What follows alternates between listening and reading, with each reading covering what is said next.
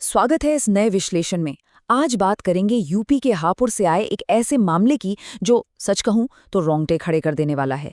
ये कोई आम केस नहीं है, बल्कि यहाँ एक तरफा प्यार, अंधविश्वास और तंत्र मंत्र का ऐसा खौफनाक कॉम्बिनेशन देखने को मिला है जिसने एक पवित्र शमशान घाट तक को नहीं बख्शा।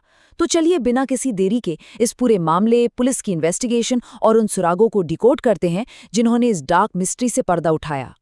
इस पूरे इंसिडेंट को अगर एक लाइन में समझना हो तो बस इस कोट पर गौर कीजिए। इश्क की सनक जब अंधविश्वास और तंत्र मंत्र की कालिख में डूब जाए तो इंसानियत की रूह कांप उठती है। मतलब जब किसी इंसान के इमोशंस लॉजिक से एकदम कट जाएं और वो काले जादू जैसी चीजों का सहारा लेने लगे तो रिजल्ट्स कितने भयानक हो सकते हैं। ये केस उसी की एक जीती जागती और बेहद खौफनाक मिसाल है। भाग 1, शुभांशु की त्रासदी और एक दुखी परिवार की खौफनाक खोज। इस ट्रेजेडी की शुरुआत कैसे हुई, इसे समझते हैं। हापुड़ देहात इलाके के रहने वाले एक 16 साल के लड़के शुभांशु की एक लंबी बीमारी के बाद मेरठ के एक प्राइवेट अस्पताल में मौत हो गई। जाहिर है परिवार टूट चुका था। रविवार को लोदापुर गांव के शमशान में पूरे विधि विधान से उसका अंतिम संस्कार किया गया। परिवार भारी मन से घर लौट गया। लेकिन जब वो लोग अस्थियां चुनने के लिए चिता पर वापस लौटे तो उनके पैरों तले जमीन खिसक गई। सोचकर देखिए उस परिवार की हालत। एक तरफ जवान बेटे को खोने का अपार दुख और दूसरी तरफ जब वो वहां पहुंचे तो देखा कि अभी भी सुलग रही चिता के साथ किसी ने छेड़छाड़ की है। और सबसे शॉकिंग बात, उस चिता में से मानव खोपड़ी का एक हिस्सा गायब था। जी हाँ, बिल्कुल सही सुना। मतलब किसी इंसान की आखिरी विदाई को इस तरह से अपवित्र करना, ये किसी को भी अंदर तक हिला देने के लिए काफी है। जाहिर है इस खौफनाक मंजर को देखते ही तुरंत पुलिस को इन्फॉर्म किया गया। भाग 2, जांच की दिशा और सीसीटीवी के सुरागों का खुलासा। सूचना मिलते ही हापुड़ देहात थाना पुलिस तुरंत एक्शन में आ गई। अब सबसे पहला काम क्या था? घटनास्थल के आसपास के रास्तों के सीसीटीवी खंगालना। और यही वो टर्निंग पॉइंट था जहां से केस खुलना शुरू हुआ। फुटेज स्कैन करते ही पुलिस को 3 संदिग्ध लोग एक मोपेड पर तेजी से भागते हुए दिखाई दिए। बस फिर क्या था, इन लीड्स को फॉलो करते हुए पुलिस ने बहुत ही कम समय में इस मामले के मुख्य आरोपी अमन को गिरफ्तार कर लिया। भाग 3, खौफनाक मकसद, यानी एक तरफा प्यार और तंत्र मंत्र। अब सबसे बड़ा सवाल ये था कि आखिर कोई इंसान किसी अनजान लड़के की जलती चिता से उसकी खोपड़ी क्यों चुराएगा? इसका जो जवाब थाना प्रभारी नीरज कुमार ने दिया वो वाकई हैरान करने वाला है। पुलिस के मुताबिक ये अमन नाम का शख्स एक तरफा प्यार में बिल्कुल पागल था।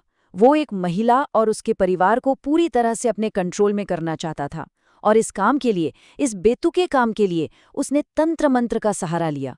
एक ऐसी डार्क राह चुनी जिसका अंजाम ये दिल दहला देने वाला अपराध था। भाग 4, जांच का दायरा और तांत्रिक कनेक्शन। अब पुलिस इंटेरोगेशन में एक बात तो साफ हो गई कि अमन इस पूरे खेल का मास्टरमाइंड नहीं था।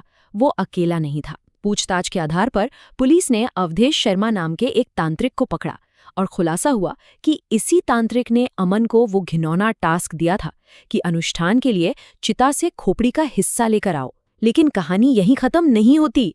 जब तांत्रिक के पास से चीजें बरामद हुई तो पुलिस भी सन्न रह गई। उसके पास से कई और अनजान लोगों की तस्वीरें मिली। अब इससे सीधा सा अंदेशा ये लग रहा है कि क्या ये कोई बहुत बड़ा नेक्सस है? क्या और भी लोग इसके काले जादू का शिकार बन रहे थे? ये पुलिस इन्वेस्टिगेशन का एक बहुत ही एक्टिव और क्रूशल एंगल बन चुका है। अगर हम इस पूरे केस को एनालाइज करें तो यहाँ 2 बेहद टॉक्सिक एलिमेंट्स का कॉम्बिनेशन दिखता है। बाईं तरफ है अमन की वो सनक, एक ऐसा बेकाबू एक तरफा प्यार जिसने उसे सही और गलत की हर मॉरल बाउंड्री पार करवा दी। और दाईं तरफ है उस तांत्रिक अवधेश शर्मा का इन्फ्लुएंस जो किसी की हताशा का फायदा उठाकर ऐसे खौफनाक और काले अनुष्ठान करवा रहा था। जब एक इंसान की हताशा और इस तरह का अंधविश्वासी शोषण आपस में टकराते हैं तो बिल्कुल ऐसा ही डिस्ट्रक्शन देखने को मिलता है। तो इस पूरे विश्लेषण के बाद एक बहुत ही डीप और डिस्टर्बिंग सवाल जहन में आता है। अंधविश्वास और तंत्र मंत्र की एक ऐसी सनक है जो इंसान को ऐसे घिनौने अपराध तक ले जाती है। ये सिर्फ एक क्राइम न्यूज़ नहीं है, बल्कि हमारे समाज की उन गहरी खोखली जड़ों की तरफ एक इशारा है जो आज भी इंसान की सोचने समझने की ताकत को ख़त्म कर रही हैं। इतनी अवेयरनेस के बाद भी लोग कैसे इतने अमानवीय रास्ते चुन लेते हैं, ये वाकई सोचने वाली बात है। इसी सवाल के साथ आज का ये विश्लेषण यहीं ख़त्म करते हैं। जुड़ने के लिए बहुत बहुत शुक्रिया।